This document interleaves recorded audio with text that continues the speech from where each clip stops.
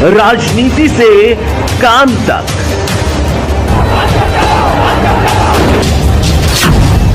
अपराध से अंजाम तक, खेत से खलिहान तक, अब हर खबर पर होगी हमारी नजर। पाइए सीधा अपने मोबाइल पर। मैं हूं मौर्य कुमार गौतम, आपका अपना न्यूज रिपोर्टर। देखते रहें गांव शहर की खबर और जुड़े रहें सिटी न्यूज इंडिया वन के साथ। हमारे चैनल को लाइक करें, शेयर करें और सब्सक्राइब करना ना भूलें। ऐसा नहीं है कि कानून ये पहली बार बना है, इससे पहले भी बहुत सारे कानून आए, लेकिन ये एक ऐसा कानून सरकार ने स्वर्ण समाज के ऊपर थोप दिया, जिसके बाद आपके पास न लड़ने का कुछ रास्ता बचा है और नहीं बोलने का। स्वर्ण समाज हमेशा से सब कुछ देश के लिए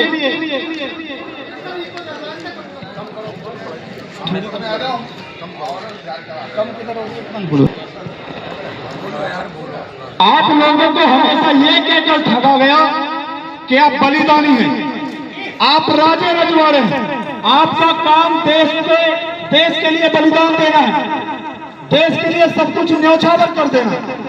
आपने किया, भूदान यज्ञ करा लिया गया, आपकी सभी जमीनें छीन ली, जिसके पास ज्यादा जमीनें थी आपने कह दिया कि आप दानवीर हैं, जमीनें उन लोगों को दे दो जिनके पास जमीनें नहीं, जो गरीब तबके के लोग हैं।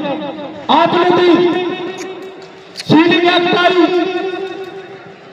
सीलिंग एक्ट ठोककर कलम के दम पर आपकी जमीनें छीन ली गई। पहले लागू किया कि आप सिर्फ 300 बीघे तक रख सकते हो, उसके बाद 90 बीघा और अब 60 बीघा से ज्यादा आप जमीनें नहीं रख पाओ। सामने वाले के पास जमीन नहीं है, इसमें मेरा कोई दोष नहीं। मेरे पुरखे लड़े, मेरे पुरखों ने अपना सर कटाया, हमने जौहर किए, 12-12 साल के बच्चे युद्ध लड़ने गए, तब मेरे पुरखों ने किले बनाए, तब ये राजे रजवाड़े बने, तब ये जमीनें हमारे पास हुई और सरकार ने सिर्फ कलम के दम पर सारी जमीनें छीनी। लेकिन हमारा समाज तब भी मान रहा, हम तब भी मान रहे, सिर्फ इसलिए कि देश की अखंडता बनी है। भारत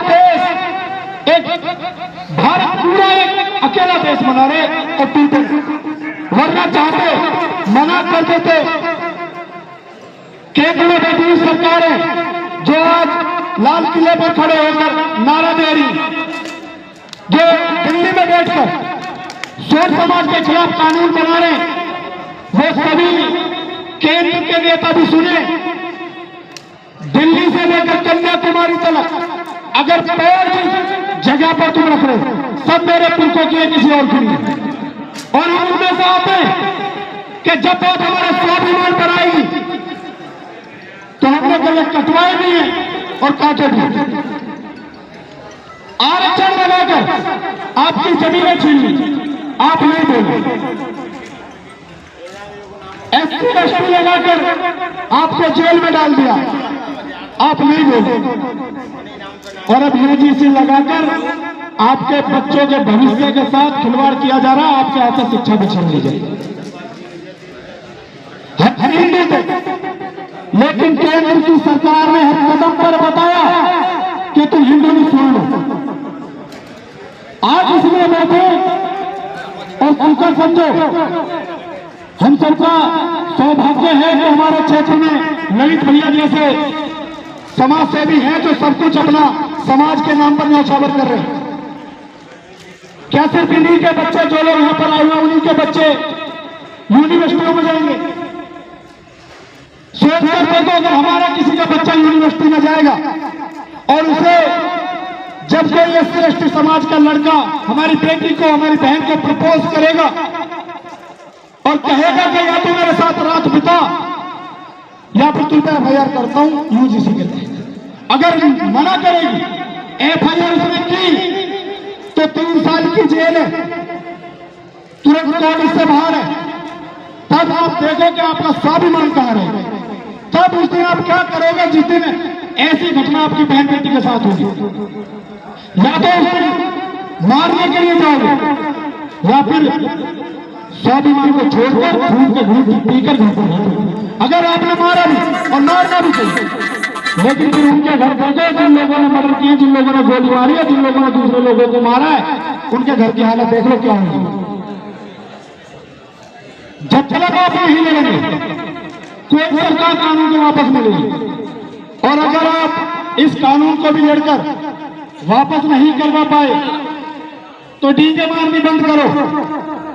ये नाम के पीछे बड़े बड़े गाड़ियों के पीछे बड़े बड़े राजपुताना लगाना बंद करो। ये गाने से भी बंद करो। लड़े जो लड़े मेरे पुरखे लड़े। हम अगर नहीं लड़ पाए तो हमें कोई अधिकार नहीं है कि हम ये कह सके कि हम उन कुल के हैं जिनके पुरखे सर कटवाने के बाद उनके धड़ लड़ रहे।